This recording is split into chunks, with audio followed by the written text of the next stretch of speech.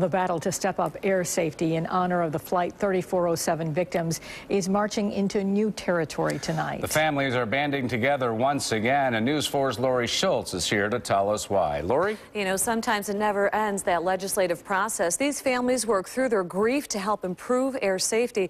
But last month, the lobbyists prevailed, meaning the fight for safer skies isn't over. My name's Marilyn Kausner. Lost my daughter Elise. She was 24 years old. Marilyn Kausner and other family members who lost a loved one on Flight 3407 returned to Washington. Their fight for landmark airline safety measures they helped pass won't end until the bill is implemented. If you've ever lost a child, you know that your life will never be the same again. The family stood united behind the Western New York congressional delegation. It's now up to the federal lawmakers to beat back powerful attempts by industry lobbyists to slow down new aviation safety rules and the Federal Aviation Administration reauthorization bill. Some would say, what's so bad about this amendment? It doesn't really undo what we accomplished.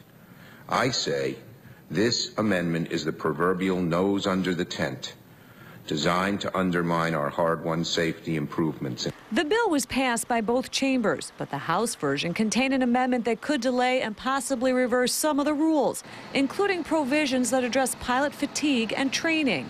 Those were key causes in the 2009 crash in Clarence. The Schuster Amendment is an egregious insult to the families of Flight 3407. In recent weeks, Captain Sully, the Miracle on the Hudson pilot, blasted the amendment, arguing that it would limit the FAA's ability to impose tougher standards.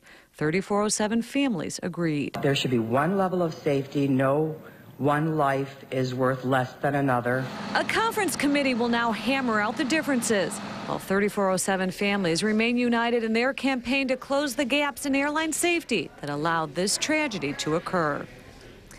And today, the Western New York delegation called on the conference committee to strip the amendment from the final bill before it reaches the president's desk.